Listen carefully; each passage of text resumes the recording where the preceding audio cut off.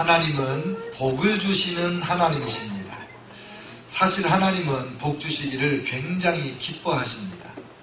그래서 세계 지도를 놓고 보면 잘 사는 나라와 못 사는 나라가 확연히 드러나는데, 잘 사는 나라는 하나님을 잘 믿는 나라입니다. 유럽이 먼저 하나님 잘 믿었더니 유럽이 세계적으로 잘 살고, 그 다음에 미국이 하나님 잘 섬기니까 하나님께서 미국을 통해서 복을 주시어 지금까지도 세계적인 영향력을 행사하게 하십니다. 100여 년 전에 한국에 복음이 들어와서 남쪽은 예수님을 잘 믿고 북쪽은 예수님을 안 믿으니까 똑같은 조그마한 한반도에 남한은 세계적인 부자 나라가 되고 북한은 세계적인 가난뱅이 나라가 됐습니다. 하나님은 복 주시는 하나님이십니다. 이 하나님을 믿으면서 하나님이 주시고자 하시는 모든 복을 여러분이 만끽하시기를 축원합니다. 하나님이 주시는 복에는 물질적인 복이 있어요. 건강하고 또 재물 많이 얻고 출세도 하고 명예도 얻고 권세도 얻고, 또 하나님이 주시는 정신적인 복이 있는데 좋은 성품과 인격, 삶을 긍정적으로 살아가는 자세, 또 사람들을 이렇게 귀하게 여기면서 대인관계가 잘 되는 그런 인격적인 복을 받는 사람이 있습니다. 더 나아가서 하나님이 주시는 영적인 복은 하나님을 알아가고 하나님을 사랑하고 하나님께 순종하고 하나님과 더불어 사는, 하나님의 성품을 드러내는 그런 삶을 사는 헌신된 거룩한 삶이 있습니다. 여러분이 이 복 중에 하나라도 빼먹지 말고 다 받으시기를 주의 이름으로 축원합니다. 그래야 주시는 분도 할렐루야고 받는 우리도 아멘이지요. 근데 제가 보니까 어떤 사람은 복을 받아서 자기만 누리고 끝내는 사람이 있더라고요. 나는 복을 받았는데 자손들은 복을 이어받지를 못하는 거예요. 구약성경의 히스기야 왕은 굉장히 훌륭한 왕이었습니다. 경건한 왕이었습니다. 죽을 병에 걸렸지만 그가 기도할 때 하나님, 내가 하나님 앞에 바르게 잘 살았으니 나를 살려주세요. 오냐? 15년 연장해 주마. 그렇게 응답을 받은 왕입니다. 근데 그는 그 복을 아들에게 물려주지를 못해서 12살짜리 므낫세가 왕 돼서 55년 왕으로 다스렸는데 55년 동안 얼마나 죄를 많이 졌는지 하나님의 마음에 내가 남쪽 유다를 멸망시키겠다 확정을 해버리고 말았습니다. 불행하죠? 복을 받아서 나만 누리고 아들까지 물려주지 못했다. 근데 어떤 사람은 자기가 복을 받아서 자기 가족들은 아들까지는 잘 그 복을 누리는 사람이 있어요. 그러나 어떤 사람은 복을 받아서 대대로 그 복을 누리고 그 복 가운데서 하나님의 영광을 위한 인물들이 계속 나오는 그런 집안이 있습니다. 하나님의 의도는 저와 여러분을 죄에서 건져 구원하셨을 때 하나님의 의도는 혼자만 누리라고, 가족끼리만 누리라고 아닙니다. 천대까지 복을 주신다고 하셨잖아요. 천대까지. 그러니까 하나님이 말씀하시는 것은 거룩한 가문, 경건한 가문, 세계적인 명문가를 이루어라. 그래서 너희 가문에서는 나와 함께 일하는 일꾼들이 계속 나오는 그런 복을 누리는 것이 내 뜻이고 내 계획이고 내가 소원하는 거다. 할렐루야. 하나님의 이 소원이 저와 여러분의 삶에 그대로 이루어지시기를 주의 이름으로 축원합니다. 하나님은 변치 않습니다. 하나님은 그 소원을 늘 가지고 사는 거예요. 왜 우리가 이 경건한 가문, 명문가를 이루어야 되는가? 지금 세상은 지도자가 없어서 큰 난리가 났습니다. 지도자 기근입니다.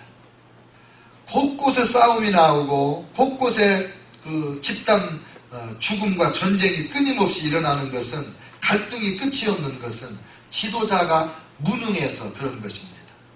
우리나라 대한민국 역사에 보면 그동안에 육군사관학교 출신들이 여러 명이 대통령을 했습니다. 우리 한국 사회 곳곳에 군대식 그 문화가 아직도 많이 남아 있습니다. 여러분 만족하십니까? 아닙니다. 또 인류 대학교 출신 지도자들이 곳곳에 판사, 검사 하면서 이 나라를 지금까지 이끌어왔는데 여러분 어떻게 생각하십니까? 그 정도 지도자면 우리가 믿고 편히 살만합니까? 절대로 아닙니다. 아무리 잘나고 똑똑해도 창조주 하나님을 알지 못하는 지도자, 자기 생명을 십자가에 내어놓고 죽으시고 그리고 사망권세 이기고 부활하시는 그 사랑과 능력의 예수를 모르는 지도자, 그런 지도자 믿고 따르면 재앙이 될 가능성이 높습니다. 그래서 우리 민족이 교회를 향하여 지도자도 만들어 달라고 아우성을 치고 있어요.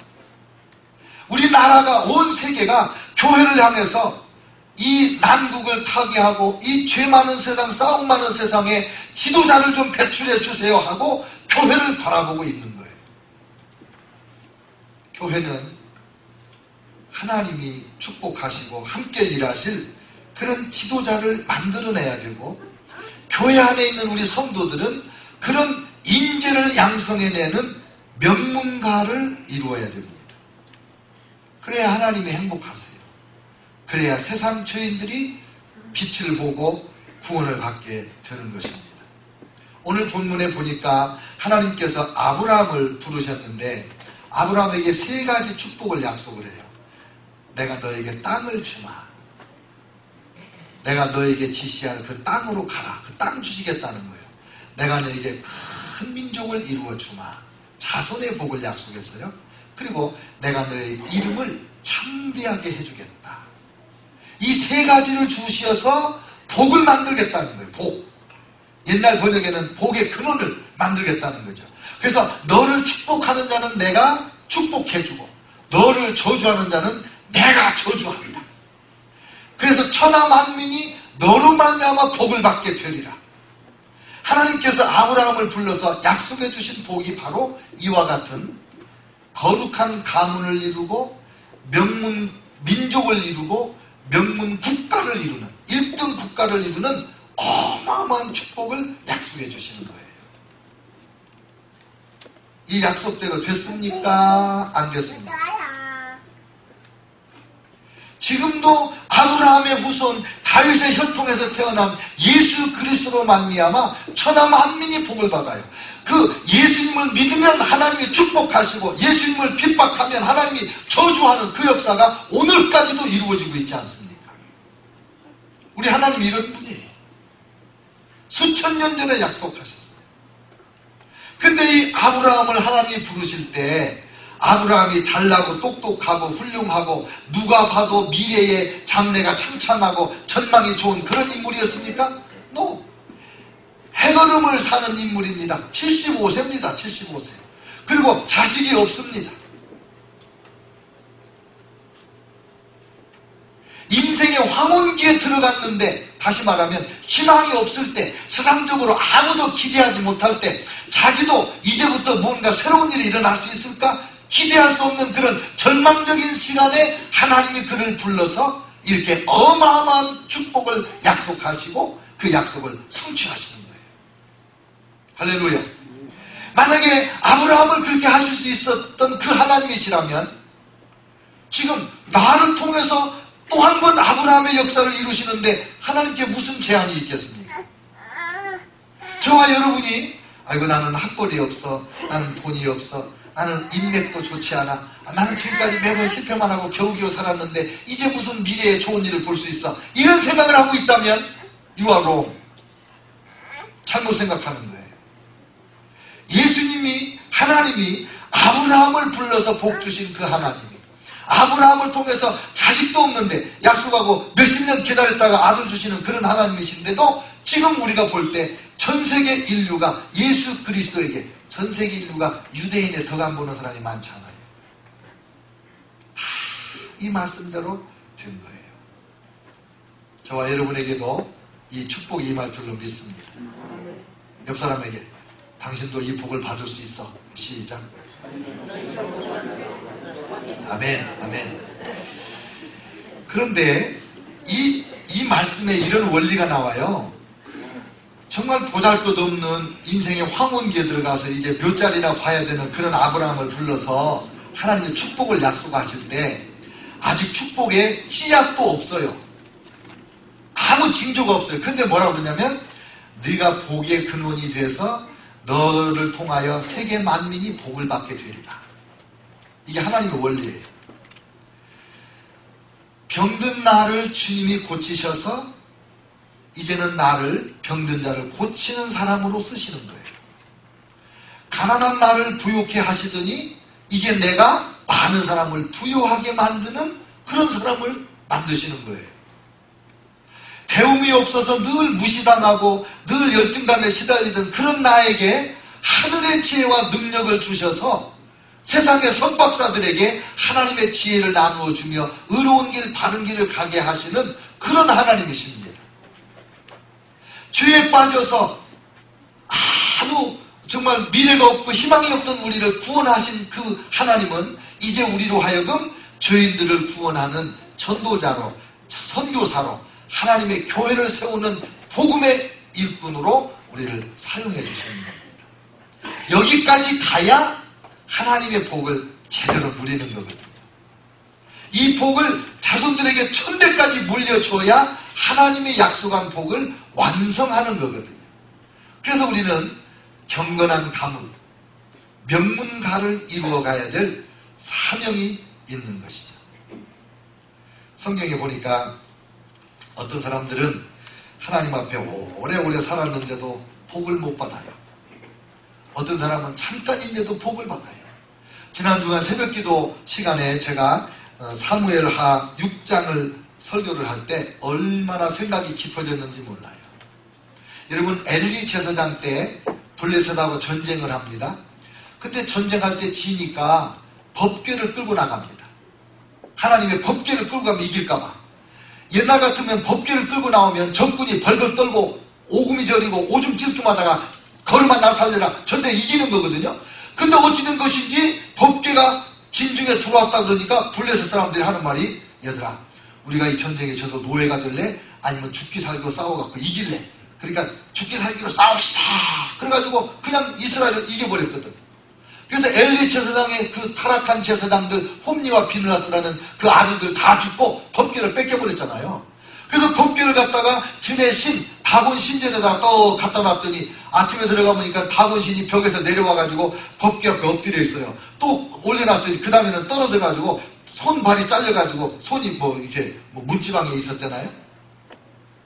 그러니까 이 법궤를 이쪽 동네에다가 갖다 놓으면 이 동네가 전염병이 생기고 저 동네로 갖다 놓으면 저 동네에서 사람들이 죽고 온갖 재앙이 임하니까는 할 수 없이 이 블레셋 사람들이 젖나는 소, 젖먹이 송아지가 있는 소를 수레를 끌게 하고 수레에다가 예수님의 하나님의 법궤를 실어서 이제 보내잖아요. 그 보내가지고 어디다 갖다 놨냐면 기럇 여아림이라고 하는 도시에 아비나답의 집에다가 법궤를 딱 안장을 해놨어요. 안치를 해놨어요. 거기서요 법궤가 20년이나 있어요. 근데 그 아비나답의 집에 하나님이 복을 줬다는 말이 안 나와요. 근데 다윗이 하나님을 사모해요. 왕이 된 다음에 정말 하나님의 법궤를 모셔오고 싶어해요.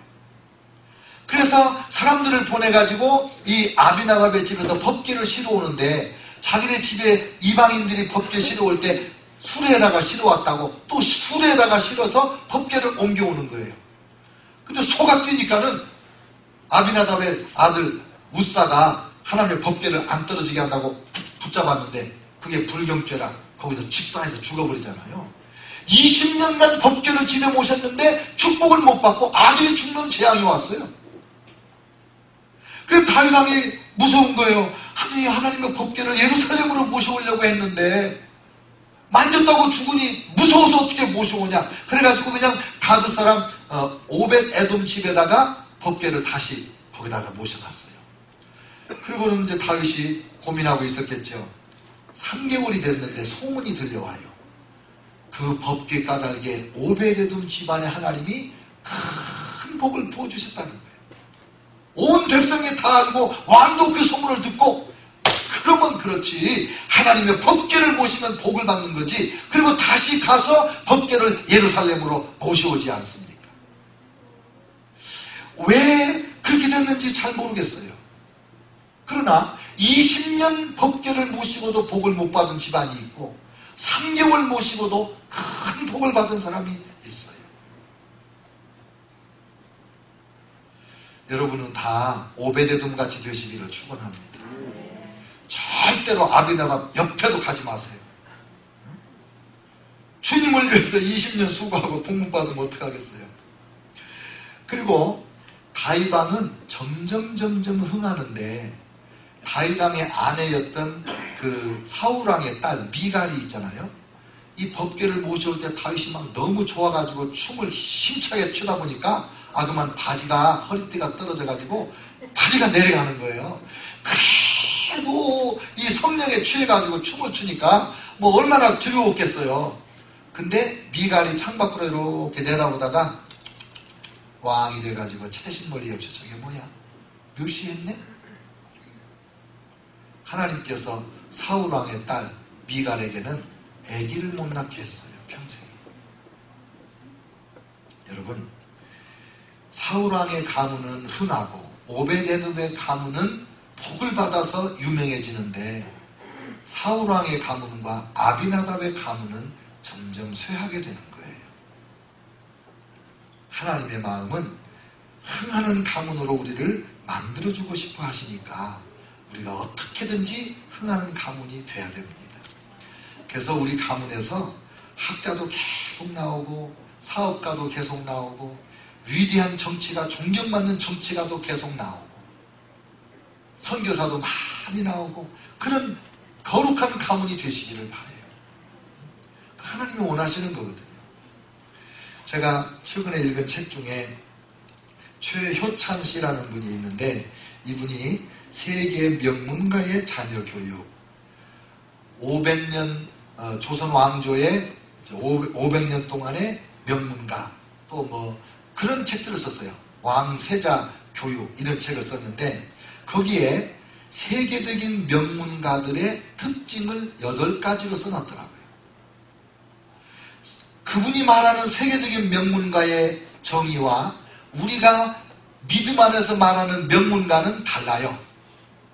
그런데 이 8가지 특징은 굉장히 우리에게도 적용이 돼요. 그래서 제가 이거를 성경적으로 좀 이렇게 해석을 하면서 여러분하고 함께 나누려고 그럽니다. 세계적으로 명문가는 어떤 명문가냐? 어떤 특징이 있냐? 첫째, 세계적인 명문가들의 공통점은 부부 사이뿐만 아니라 부모와 자녀 사이, 형제 자녀 사이에도 궁합이 좋았다. 그분이 그렇게 써놨어요. 부부가 사이가 좋고 부모와 자녀, 세대 간의 사이가 좋고 좌우로 형제 자매가 사이가 좋다는 거예요. 그래야 명문가가 된다는 거예요. 가화만사성이다. 가정이 화목해야 만사가 이루어진다는 옛말은 동서고금을 막론하고 여전히 진리라는 거죠. 사이좋게 지내야 됩니다. 부모와 자녀 간의 의사소통이 잘 되고 부부 간의 사이가 좋고 그래야 됩니다. 두 번째는 세계적인 명문가들은 부모가 평생 자녀의 멘토 역할을 한다. 부모가 자녀들하고 사이만 좋은 게 아니라 자녀들의 인생의 길라잡이가 되어준다는 거예요. 인생의 상담자가 되어주고 그리고 어려울 때마다 힘이 되어주고 멘토라고 하는 것은 멘토는 멘티에게 영향력을 행사해서 멘토링을 받는 사람이 자기의 은사와 재능과 소명을 성취해 가도록 안내를 하는 거예요. 그게 멘토링이에요. 근데 부모가 그 역할을 해준다는 거예요. 부모가. 구약 성경에 이런 말씀이 있어요. 후일에 너희 자손이 묻거든. 이런 말이 종종 나와요. 예를 들면 이스라엘 민족이 여호수아의 인도를 따라서 요단강을 건넜는데 요단강을 건널 때 강바닥에서 한가운데에서 12지파가 지파별로 돌을 하나씩 떼을 갖고 옵니다. 그리고 그 돌무더기를 길가에다가 쌓아놓았습니다. 그리고 하나님 말씀이 너희 후일에 너희 후손이 묻기를 이 돌무덤이 무슨 뜻입니까? 이렇게 물어보면은 하나님께서 우리 민족을 이 요단강을 맨 땅을 건너듯이 건너시게 한 그 증거다 하면서 여호와 하나님을 가르치라는 거예요. 하나님을 신뢰하게 하고 하나님을 사랑하게 하고 하나님을 의지하도록 교육을 하라는 거예요. 멘토링을 하는 거죠. 신앙 멘토링. 역사적인 사건이 있을 때마다 꼭 이렇게 기념비를 세워놓고 후일에 너희 자손이 묻거든 그러면 아버지께서 대답을 하면서 교육을 하는 거 아닙니까?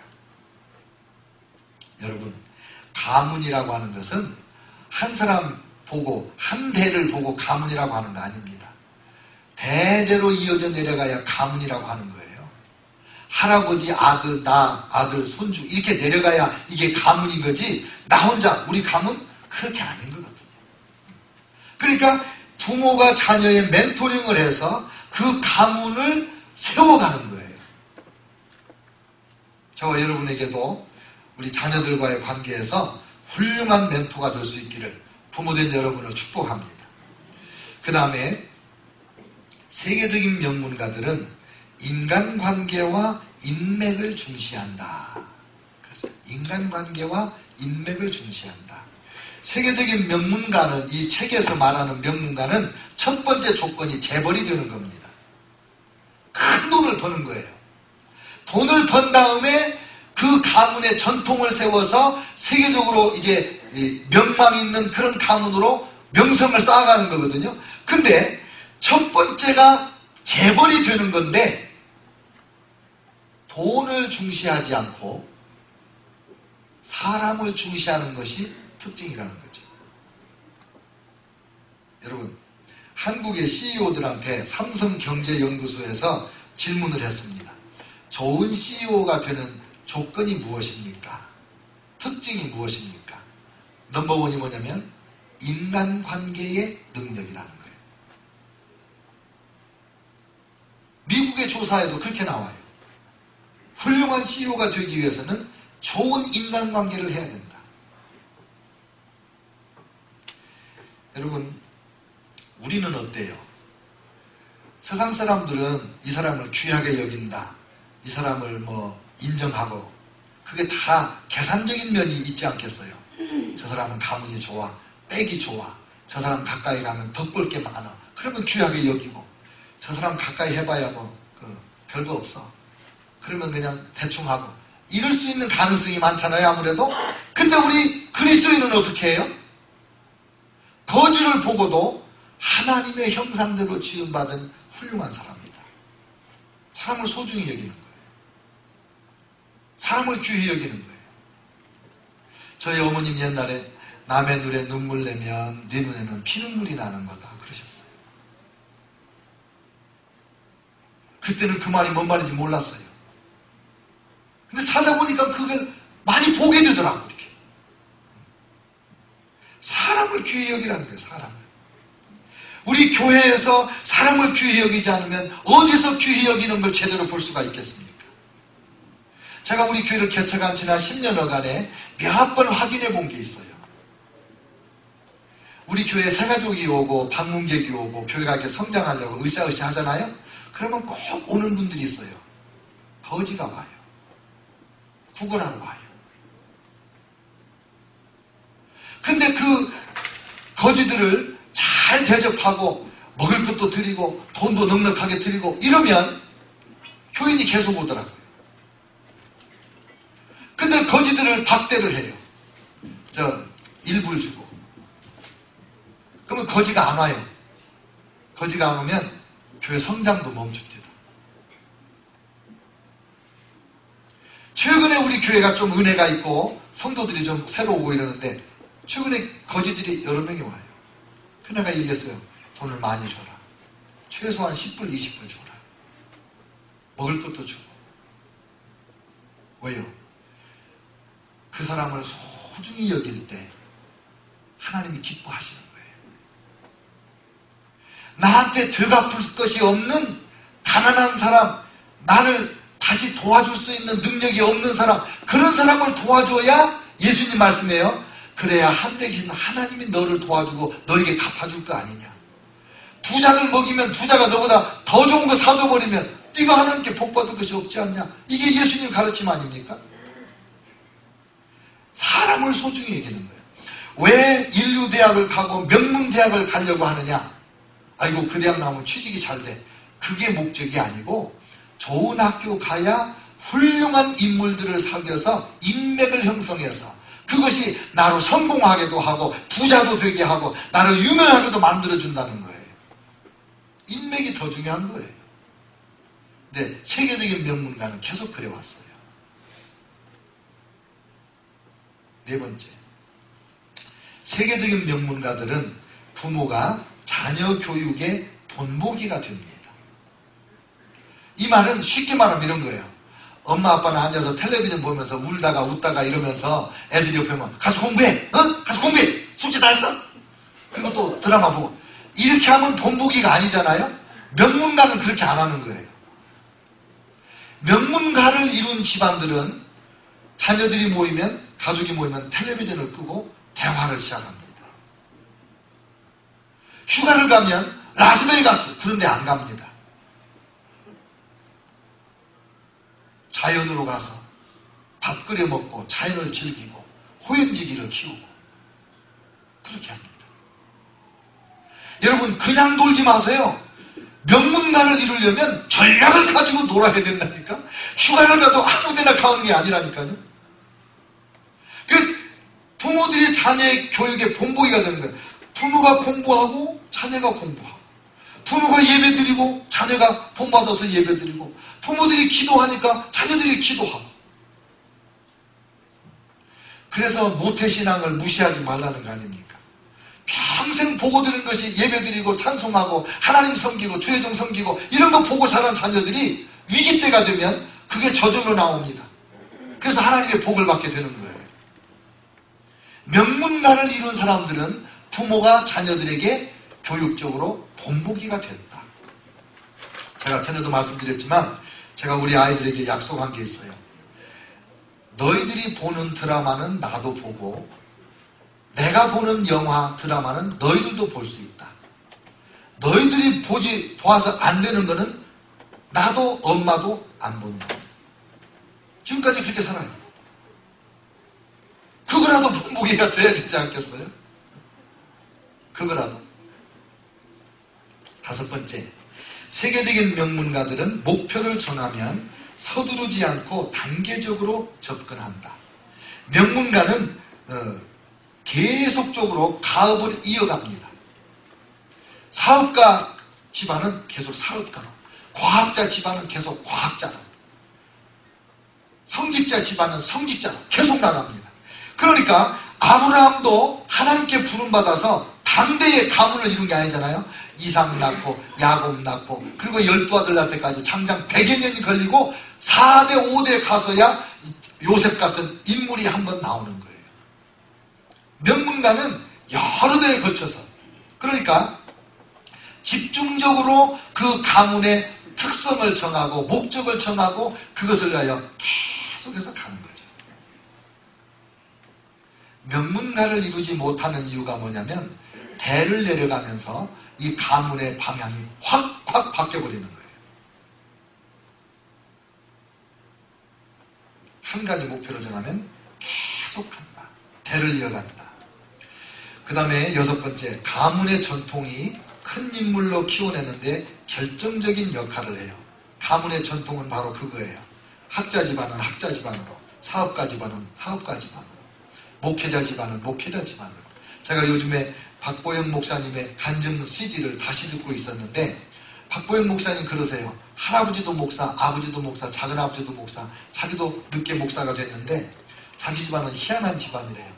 남자로 태어나면 무조건 다 목사래요. 우리 한국 감리교회 최고의 가문입니다. 가장 영향력을 끼치는 그런 가문이에요. 제가 최근에 병원에 신방 갈 일이 있어서 ICU에 갔어요. 근데 간호사가 백인 간호사인데 배가 이렇게 불러요. 저보다 훨씬 배가 불렀어요. 근데 제가 보니까 한 6개월이나 7개월이나 된 것 같아요. 그 임산부 간호사가 차트를 들고 다 다른 간호사하고 환자에 대해서 대화를 나누는데 저는 알아듣지도 못하는 그런 의학 용어를 쓰면서 막 얘기를 하는 거예요. 제가 앉아서 그 간호사를 이렇게 배를 바라보면서 무슨 생각이 드냐면 저 뱃속에 있는 아이는 의사 되기가 참 쉽겠다. 그 어려운 의학 용어를 뱃속에서부터 저렇게 날마다 들으니 저 아이는 의학 공부가 얼마나 수월하겠는가. 그런 생각이 들더라고요. 우리 최선혜 전사님이 중국에서 의사였잖아요. 산부인과 의사. 지금 한의사죠. 아드님이 의사가 됐습니다. 미국에 와서.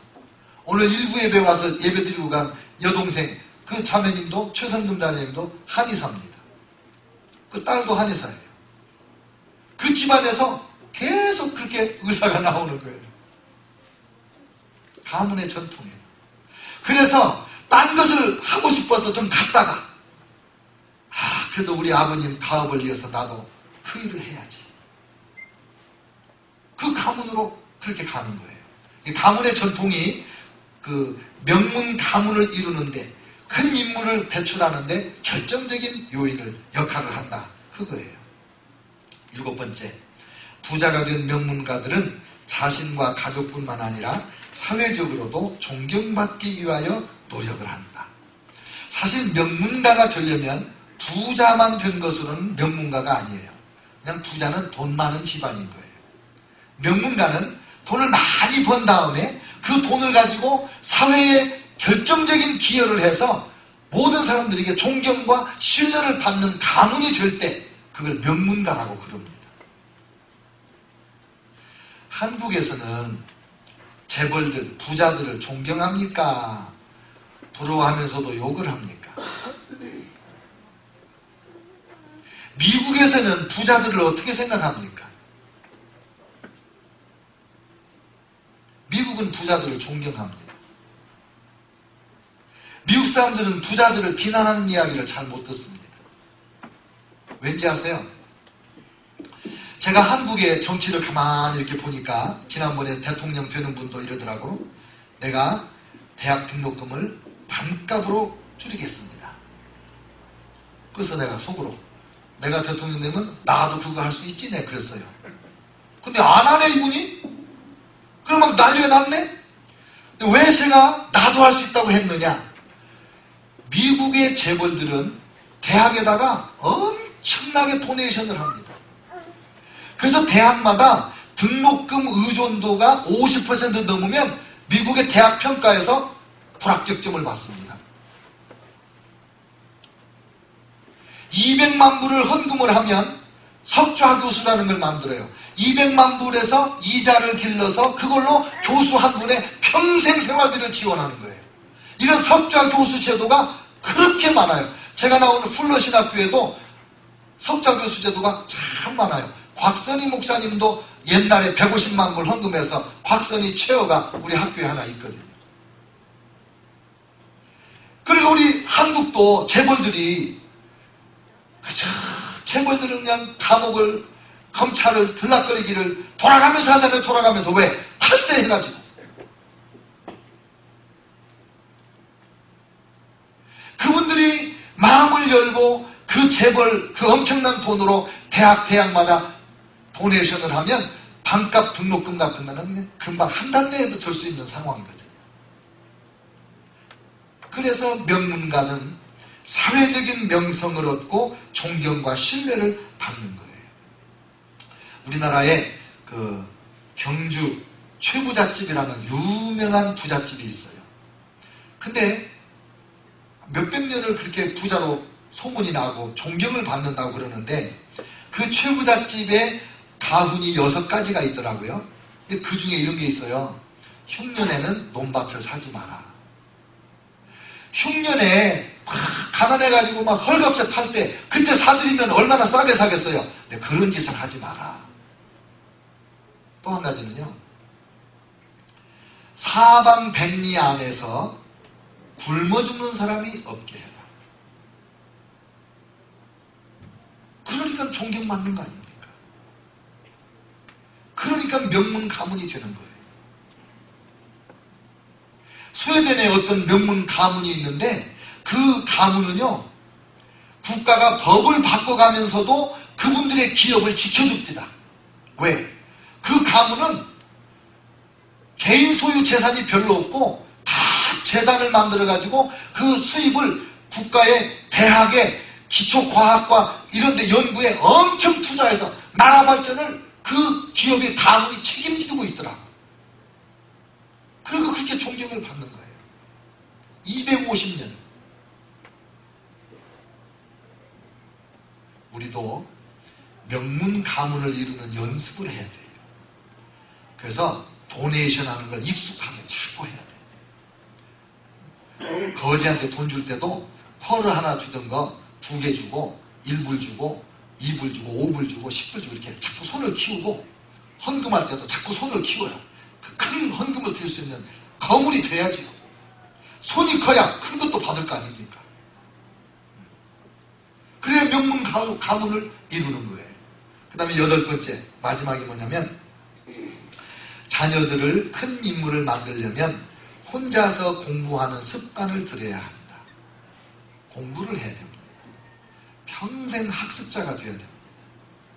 어렸을 때는 다 배우고 싶어 합니다. 그래서 질문을 많이 합니다. 부모에게, 자녀들이. 그래서 처음에는 부모님들이 의기 좋게 열심히 대답을 합니다. 근데 인내가 금방 한계가 와요. 그러면 엄마한테 물어봐, 아빠한테 물어봐 이러고, 학교 가서 선생님한테 물어봐 이러고, 그때부터 명문 가문을 이룰 수 있는 싹을 우리가 스스로 자르는 거예요. 그게 요즘 같으면 자꾸 물어보면 그거 엄마도 잘 모르는데 야 이리 와봐, 인터넷으로 한번 찾아보자. 같이 찾아보고 그렇게 하면서 계속 교육을 시켜주면 큰 인물이 될 텐데, 바쁘니까 그냥 너 혼자 하라고. 그러면 안 된다는 거죠. 여러분, 시간이 좀 갔는데 이어령 씨가 옛날에 이런 얘기 한 적이 있어요. 자기 초등학교 때 일제시대에 너무나 많이 맞았대요, 선생님한테.